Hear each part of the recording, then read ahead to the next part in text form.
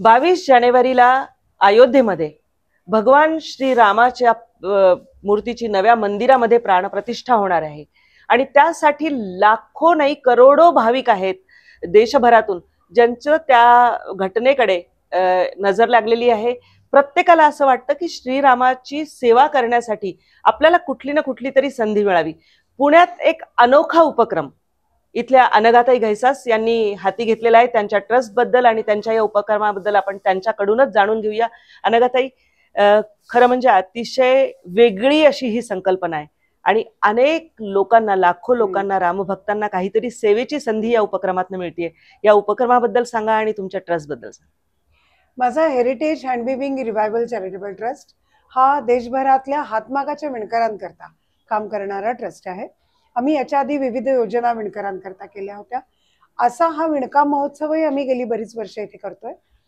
तो विणकरांच्या सन्मानासाठी करतो की इथंही माझ्या शोरूम मध्ये हा जो हातमाग आहे, इथे देशभरातला हा एकमेव हे शोरूम असं आहे की जिथे आलेल्या प्रत्येक ग्राहकाला आधी हातमागावर बसून 2 धागे विणावे लागतात. बरोबर. तुम्ही चांगलं विणलत की आम्ही साड्या दाखवतो. याचं कारण असं की माझा विणकर हा बुद्धिमान आहे.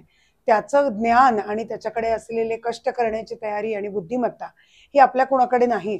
तर ती लोकांपर्यंत त्याचं ज्ञान पोचावं, त्याला सन्मान मिळावा, याच्याकरता ही धडपड आम्ही गेली काही वर्ष करतोय.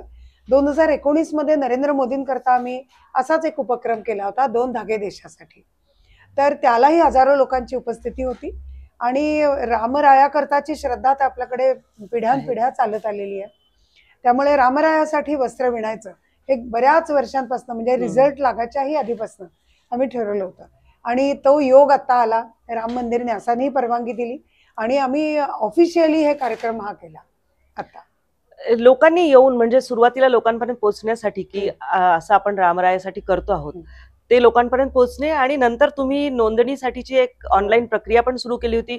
आणि मी गेले काही दिवस बघते इथे सकाळी पासनं लोकांच्या रांगा लागलेल्या असतात. किती लोक आतापर्यंत येऊन गेले? सकाळी 9ला ऍक्च्युअली सुरू होतं, सकाळी 9 ते रात्री 9, पण 7:30 वाजल्यापासून लोक रांगेत उभी असतात. कारण त्यांना असं वाटतं आपला लवकर नंबर लागेल आणि वयस्कर लोकही उभी राहतात. आम्हाला वाईट वाटतं, पण आम्ही त्यांची थोडी बसायची सोय वगैरे आदल्या दिवशीपासून करून ठेवतो. पण आता काल रात्रीपर्यंतचा आकडा, म्हणजे 20 तारखेला रात्रीपर्यंतचा आकडा 9.5 लाख रामभक्तांनी येऊन आपलं विणकाम करून रामाच्या प्रती आपली श्रद्धा अर्पण केलेली आहे. मग तुम्ही न्यासाशी कसा संपर्क साधलात की हे वस्त्र पोचवायचंय? ही तुमची एक मनीषा होती. श्रीरामासाठीचं जे पहिलं एक महावस्त्र असेल ते तयार करण्यापासून ती तुमची सगळी कशी इन्व्हॉल्वमेंट आहे? मी मुळात 2011 मध्ये 11-12 मध्ये अयोध्या राम मंदिराकरता डॉक्युमेंटरी फिल्म केली होती. ती फिल्म संघाकरता म्हणा किंवा न्यासाकरता म्हणा अशी. तर कारण मला खरं दाखवायचं होतं. म्हणजे आम्हाला अशा, म्हणजे हा संघाचा आपण काय म्हणू, स्पष्टपणा आपण म्हणूया की काहीही केवळ श्रद्धेपोटी वाटेल ते दाखवायचं नाही. जे कोर्टात घडलंय तसंच्या तसं लोकांसमोर येणं ही प्रायोरिटी आहे. एकही राजकीय नेता त्या डॉक्युमेंटरी फिल्म मध्ये नको असं सांगितलं. माझ्याकडे खरं अडवाणीजींचा इतका सुंदर इंटरव्ह्यू आहे, पण तोही मी घेऊ शकले नाही. ती राम मंदिर अदालत और आस्था या नावाची फिल्म ऍक्च्युअल कोर्टात काय घडलं हे अगदी पाण्यासारखं पारदर्शीपणाने आम्ही लोकांसमोर मांडलंय. ती फिल्म युट्यूबवर अवेलेबल आहे. ती प्रत्येकाने जरूर बघा असा मी आग्रह करेन. तसंच मी आता त्याच विषयावर एक पुस्तकही प्रकाशित केलंय. मी आणि उमा बोडस, डॉक्टर उमा बोडस, आम्ही दोघींनी. प्रसाद प्रकाशनचं प्रकाशन आहे आणि त्याच्यामध्ये जी लोक, म्हणजे ज्यांनी उत्खनन केलं किंवा ज्यांनी मुख्य साक्ष दिली, रामाचे वकील ऍडव्होकेट मदन मोहन पांडे, अशा सर्व लोकांनी लेख लिहिलेत. आणि जशी माझी डॉक्युमेंटरी अत्यंत ऑथेंटिक आहे तसंच हे पुस्तकही अत्यंत ऑथेंटिक आहे.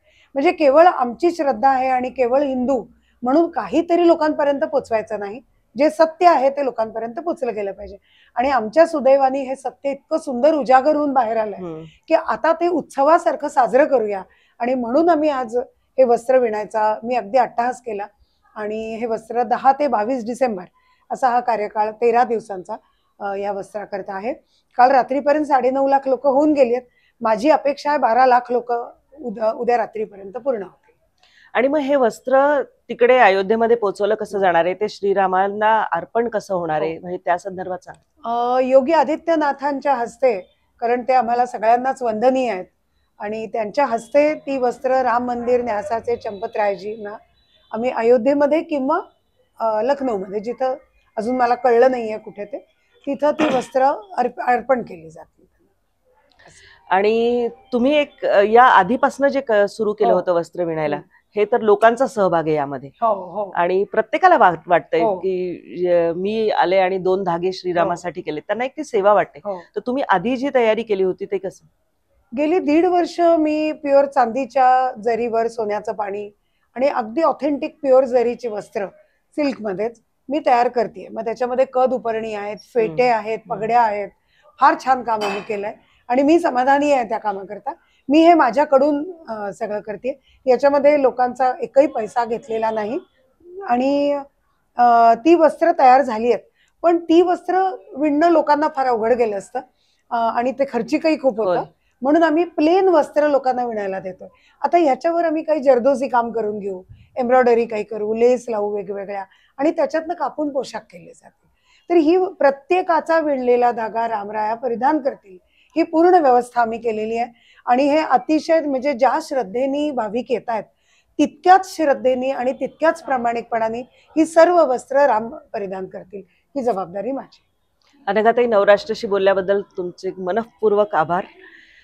या होत्या अनघा कैसास. आपल्याला सांगत होत्या की कशा पद्धतीने पुण्यातनं महावस्त्र श्री रामाच्या चरणी पोहोचणार आहेत. लाखो हात या सेवेमध्ये लागलेले आहेत, ज्यांना निश्चित असं वाटणार आहे की रामलल्लाच्या तिथे सेवेमध्ये आपण विणलेले 2 धागे तिथपर्यंत पोहोचणार आहेत. प्रतिभा चंद्रन, नवराष्ट्र, पुणे.